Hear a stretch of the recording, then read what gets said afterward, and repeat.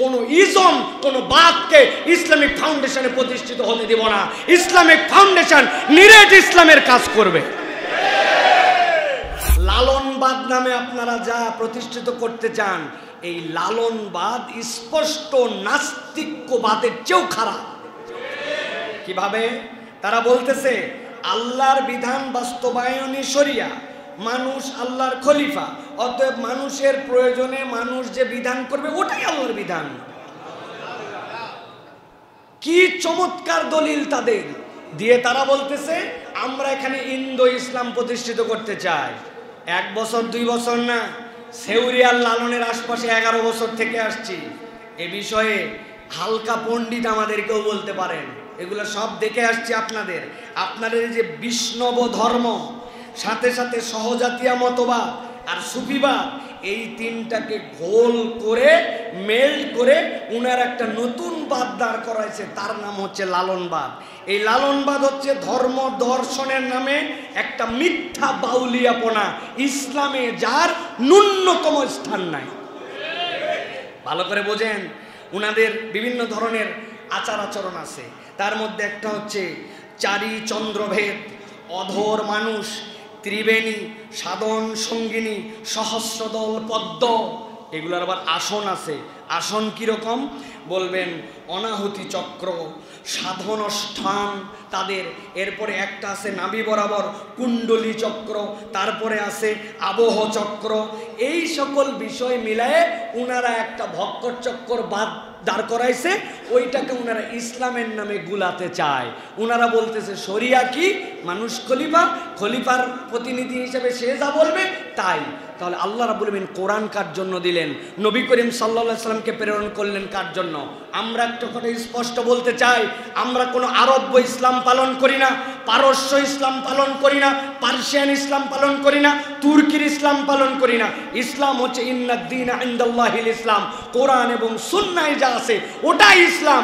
নতুন করে ইসলামের ব্যাখ্যা এই দেশবাসী গিলবে না, শুনবে না, কারোটা নিবেও না, ঠিক কি না?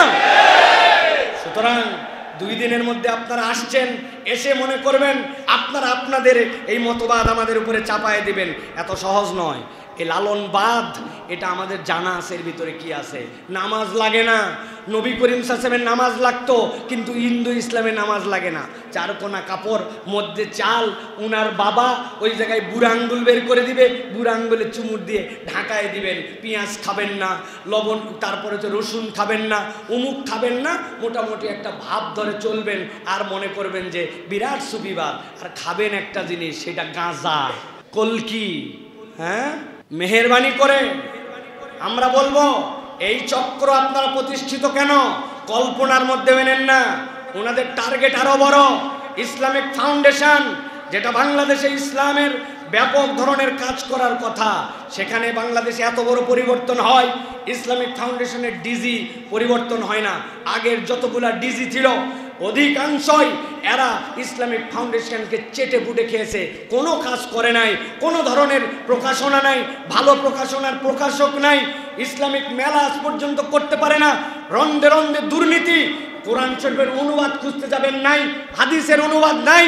এইরকম জায়গায় আমরা যখন রিফর্ম করার কথা বলি, তখন নাকি উপদেষ্টার টেবিলে যে জনপ্রশাসন মন্ত্রণালয়ে যে এই সুপারিশ আটকায় যায়। আমরা দায়িত্বহীন কণ্ঠে বলতে চাই, আমরা আপনাদের বিরোধিতা করতে চাই না, বিরোধিতার মধ্যে আসতে চাই না, কিন্তু ইসলামিক ফাউন্ডেশন দিয়ে আপনাদের কোনো ইজম, কোনো মতবাদ পুশ করাবেন, আর বাংলার মানুষ, তাওহীদি জনতা তাদের হৃদয়ের মধ্যে রক্ত নিয়ে বসে থাকবে, এইটা কখনো যেন কামনা করেন না। আমরা আমাদের পিঠের উপর দিয়ে আনিত এই পরিবেশ, পরিবর্তিত পরিবেশে কোনো ইজম, কোনো বাদকে ইসলামিক ফাউন্ডেশনে প্রতিষ্ঠিত হতে দেব না। ইসলামিক ফাউন্ডেশন নিরেট ইসলামের কাজ করবে।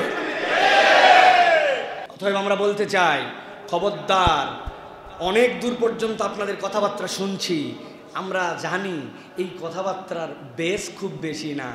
আমরা যদি ইনশাল্লাহ ফু দেই তো এতগুলা ফু লাগবে না, আপনাদের উড়ে যেতে এতগুলা ফু লাগবে না, কিন্তু আমরা কোনো এরকম কঠিন পরিস্থিতিতে যেতে চাই না। আশা করি আপনাদের শুভ বুদ্ধের উদয় হবে, যে কয়জন মানুষ আপনার লালনবাদ, আখড়াবাদ নিয়ে আসেন, আপনারা থাকেন, আপনাদের সাথে কোনো বিরোধ নাই, আপনারা আঙ্গুল চাটেন আর আপনারা ওই যেগুলো বললাম ওইগুলো করেন, আপনাদের মতো গাঞ্জা খান, কোনো সমস্যা নাই। কিন্তু এইটা জাতির উম্মার বিবেকের উপর চাপায় দেওয়ার চেষ্টা করেন না।